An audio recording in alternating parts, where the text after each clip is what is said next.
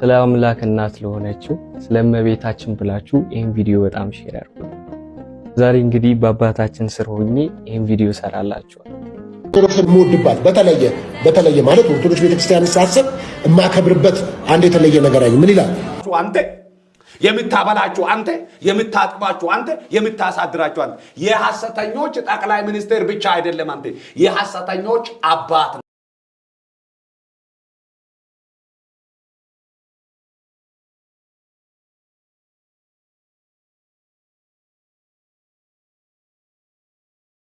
ስለ አምላክ እናት ለሆነችው ስለ እመቤታችን ብላችሁ ይሄን ቪዲዮ በጣም ሼር አድርጉ። ዛሬ እንግዲህ በአባታችን ስር ሆኜ ይሄን ቪዲዮ ሰራላችኋል። ወንጌል ነውና ለሁሉም አዳርሱ። ሆሳና በአርያም እያላችሁ ኮሜንት ላይ ሁላችሁም ጻፉልኝ። ሁላችሁም ኮሜንት ላይ ሆሳና በአርያም በሉልኝ። አባታችን የተዋሕዶ ልጆችን እስቲ ለነገሩ በሉልኝ። ሳውያን ክርስቲያኖች ምእመናንና ምእመናት በዓለ ሆሳዕናን የአብይ ጾም ከገባ የመጨረሻውን ሰንበት በዓለ ሆሳዕናን በሆሳዕና ደብረ ገነት ቅድስት ማርያም ቤተክርስቲያን በልዩ ስነ ስርዓት ስለምናከብር ይህንን ድምጽ የምትሰሙ የመንፈስ ቅዱስ ልጆቻችን ሁላችሁም በሆሳዕና ከተማ በመገኘት በዓሉን አብረን እናከብር ጥሪያችንን እናስተላልፋለን። እግዚአብሔር ይባርካችሁ። ሆሳዕና አይቀርም። ልክ እንደ ወንድማችን ሐዋስ እናንተም ከዛ አዳራሽ ተቀየሱና ወደ ኦርቶዶክስ ተዋሕዶ ተመለሱ። ከአሰግድ ቀንበር ውጡ። እናንተ የሰይጣን ቀንበር ነው ያዛችሁ፣ የአሰግድ ቀንበር ነው ያዛችሁ።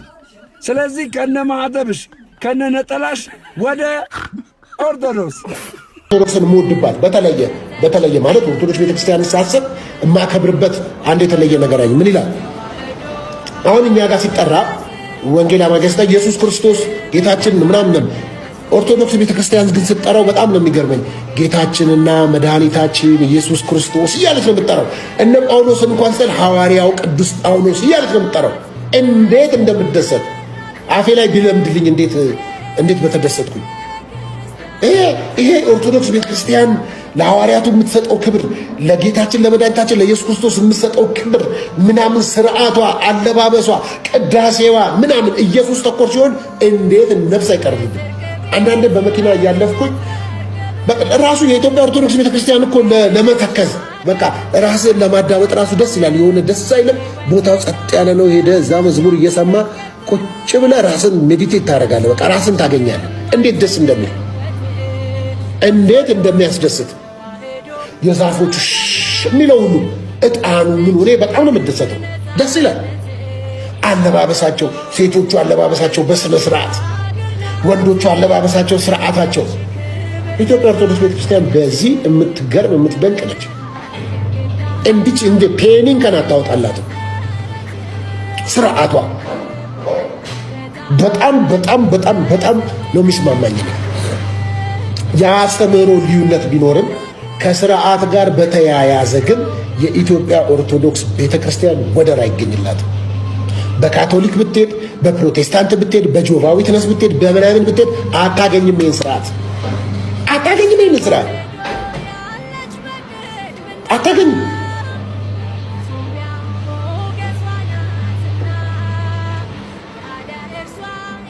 ስለ ማርያም እያሉ ያካፍላሉ። ስለ መብርሃን እያሉ ያካፍላሉ። ስለ እግዚአብሔር እያሉ ያካፍላሉ።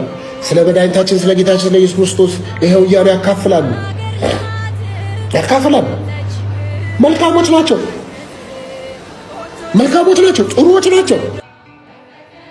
ሁሌ ሲቀድሱ፣ ሁሌ ሲጸልዩ በአሐዱ ወልድከ እግዚእነ ኢየሱስ ክርስቶስ፣ ምንም ይጸልዩ በአሐዱ ወልድከ እግዚእነ ኢየሱስ ክርስቶስ። ዛት ሚንስ በአንዱ ልጅህ በኢየሱስ ክርስቶስ ስም ሁሌ ሲጸልዩ በአንዱ ልጅህ በኢየሱስ ክርስቶስ ስም ወደ እርሱ ይጸልያሉ።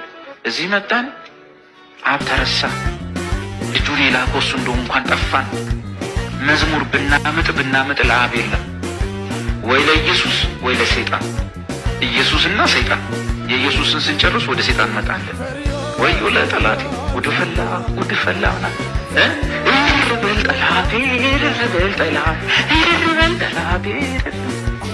የኢየሱስን ስንጨርስ ወደ ሴጣን የለንም። አንዲት ኦርቶዶክስ የቅድሞቹ ልጆች ቤት መጣች። ያክስታቸው ልጅ ስለሆነች ዝም ብላ ቤት እንትን ነው፣ በሰው ቤት አትናገርም፣ ትሰማለች። ቀኑ ሙሉ መዝሙሩ ሴጣን፣ ጠላቴ፣ ውጊያ ምናምን ሰማችና መረራት መሰለኝ። ወደ ማምሻው ላይ ቆይ ግን እናንተ አሁን ጴንጤዎች ሴጣን ግን ባይኖር ስለምንድን ነው የምትዘምሩት? አለ። ጥያቄ ነው የፈጠረው። እውነት ሴጣን ባይኖር ስለምን ነበር የምንዘምረው? ብዙ የመዝሙር እጥረት ይከሰታል። ምንድን ነው እንደዚህ የሚያነወልለን ሲባል ስለ እግዚአብሔር ያለን እውቀት በጣም ኮቨናንሻል አይደለም። አሁን ቤተክርስቲያን ስትሳለሙ መጀመሪያ ወድቃችሁ መሬቱን ትስማላችሁ አይደል? ከዛ ግራውንና ቀኙን። መሬቱን ስንስም መቃብሩን ነው እየተሳለምን ያለ ነው። ግራና ቀኙን ስንስም ዮሴፍና ኒቆዲሞስን ነው የምናስታውሰው። አባቶቻችን ቅዳሴ ላይ ሲቀድሱ ንፍቁ ካህንና ሰራዩ ካህን ጸሎት ሲያደርጉ ምንድነው የሚለው? ሰራዩ ካህን ዋናው ካህን ምንድነው የሚለው? ጌታ ሆይ ይህ እኔንና ይህን አብሮኝ የሚቀድሰውን ካህን ስጋህን እንደገነዙ እንደ ዮሴፍና እንደ ኒቆዲሞስ አድርገን ይላል። የሕማማት ቀን ደግሞ ብትገቡ ቤተ መቅደስ ታያላችሁ ተአምር። የክርስቶስን ልክ እንደተገነዘ ሆኖ ሁለት ካህናት ይዘው 41 ጊዜ እየተዞረ እግዚኦታ እየተባለ እነሱ የተሰማቸው እንዲሰማን የሚያደርግ ጸሎት አለ። የትንሣኤ ሰሞን ደግሞ ገና ቅዳሴ ስንጀምር ሃሌሉያ ዮሴፍ ወኒቆዲሞስ ገነዝዎ ለኢየሱስ፣ ዮሴፍና ኒቆዲሞስ ኢየሱስን ምን አሉት? ገነዙት እያልን ነው ቅዳሴ የምንጀምረው። ራሱ ክርስቶስን መገነዝ እንዴት ያለ ክብር ነው! ክርስቶስን መገነዝ ትፈልጋላችሁ ይላል ቅዱስ ኤፍሬም ሶርያዊ። ኤፍሬም ሶርያዊ ይገርማችኋል፣ መገነዝ ይፈልግ ነበር እና ምን ያደርጋል መሰላችሁ? በጠዋት ይነሳና በማታ ይወጣና ሌሊቱን ሙሉ ጎዳና ተዳዳሪዎች ነዳያንን በተኙበት ይፈልጋል። ከመሃላቸው የሞተ ካገኘ ደስ ይለዋል፣ ይገንዘዋል። ሲመለስ ፊቱ በርቶ ይመለሳል። ምን ነው ምን አግኝተን የተደሰትከው ሲሉት ክርስቶስን አግኝቼ ገነዝኩት ይላል። ደሃን ማብላት ክርስቶስን ማብላት ከሆነ ደሃን መገነዝ ማን መገነዝ ነው? ክርስቶስን መገነዝ ነው። ስለዚህ ኒቆዲሞስ በቤተ ክርስቲያናችን እጅግ ትልቅ ክብር ያለው ቅዱስ ነው።